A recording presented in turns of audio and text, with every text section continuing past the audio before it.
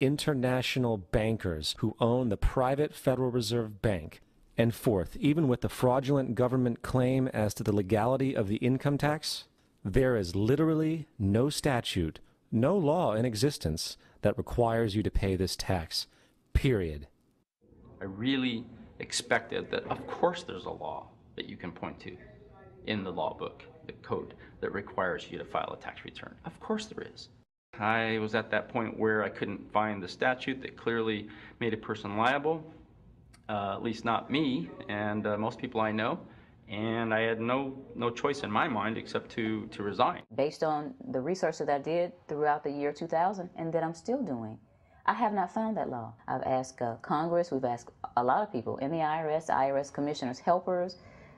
They can't answer, because if they answer, the American people are going to know that this whole thing is a fraud. I haven't filed an federal income tax return since I left. I have not filed a tax return since 1999. The income tax is nothing less than the enslavement of the entire country. Now, the control of the economy and the perpetual robbery of wealth is only one side of the Rubik's Cube the bankers hold in their hands. The next tool for profit and control is war. Since the inception of the Federal Reserve in 1913, a number of large and small wars have commenced.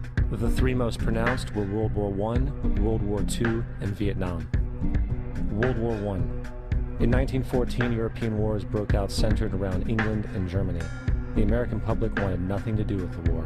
In turn, President Woodrow Wilson publicly declared neutrality.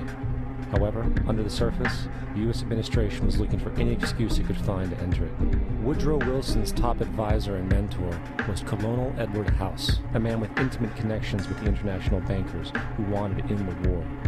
In a noted observation by Secretary of State William Jennings, the large banking interests were deeply interested in the World War because of the wide opportunities for large profits.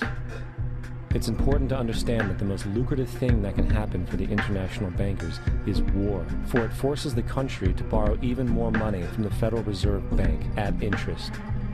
In a documented conversation between Colonel House, Wilson's advisor, and Sir Edward Grey, the Foreign Secretary of England, regarding how to get America into the war, Grey inquired, "What will Americans do if Germans sink an ocean liner with American passengers on board?"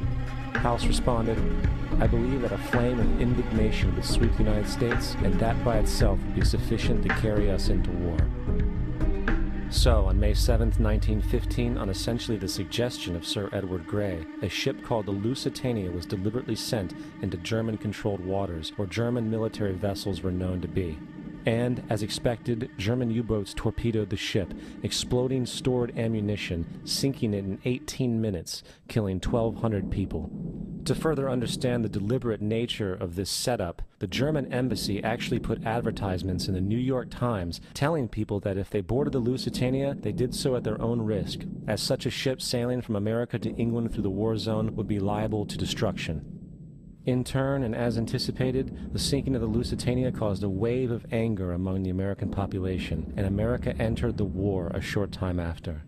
The First World War caused 323,000 American deaths. J.D. Rockefeller made $200 million off of it.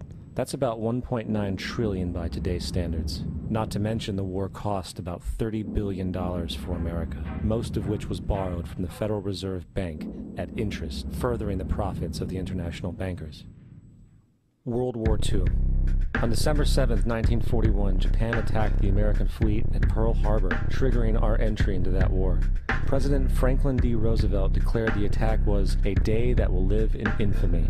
A day of infamy indeed, but not because of the alleged surprise attack on Pearl Harbor.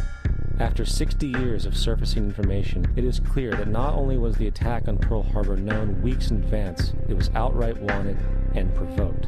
Roosevelt, whose family had been New York bankers since the 18th century, whose uncle Frederick was on the original Federal Reserve Board, was very sympathetic to the interests of the international bankers, and the interest was to enter the war, as we've seen, nothing is more profitable for international bankers than war.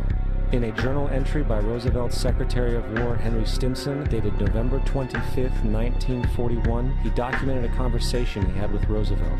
The question was, how should we maneuver them into firing the first shot? It was desirable to make sure the Japanese be the ones to do this, so that there should remain no doubt as to who were the aggressors. In the months leading up to the attack on Pearl Harbor, Roosevelt had done almost everything in his power to anger the Japanese, showing a posture of aggression. He halted all of Japan's imports of American petroleum. He froze all the Japanese assets in the United States. He made public loans to nationalist China and supplied military aid to the British, both enemies of Japan in the war, which, by the way,